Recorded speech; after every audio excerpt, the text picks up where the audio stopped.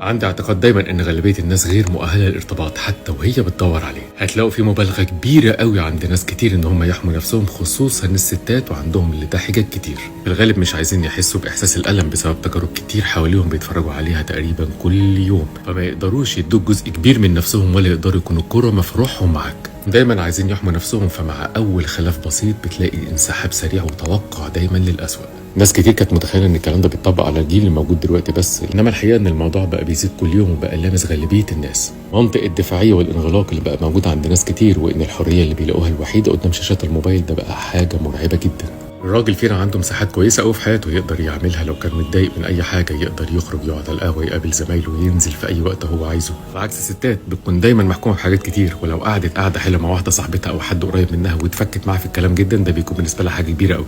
لو الناس ما فكرتش ترجع تاني لطبيعتها وتمسك في مبادئ معينه، اعتقد ان احنا هنروح لنقطه صعبه قوي. مش طبيعي ان تكوني مربيه شويه مبادئ جوه نفسك من السوشيال ميديا، دي عباره عن شويه فلاتر وكلام منقول. نفس الوضع بالنسبه للراجل، قيمتك الوحيده اللي موجوده في الدنيا دي انك تعرف تدي وتوفر شويه امان، مش في شويه رسم وكلام فاضي. الخير موجود والناس الكويسه كتير، بس هتلاقيهم دايما في حالهم ومحددين اهدافهم لانهم بيدوروا على اللي شبههم. لايك وشير عشان تدعموا المحتوى المحترم، واكتبوا رايكم في الكومنتات عن الوضع الموجود دلوقتي، سواء كان ايجابي او سلبي، هنقراها كلها مع بعض وهنتناقش دايما فيها. انا هيثم المعداوي، وان شاء الله هكون واحد من اشهر الناس في مصر. اشوفكم المره الجايه، مع السلامه.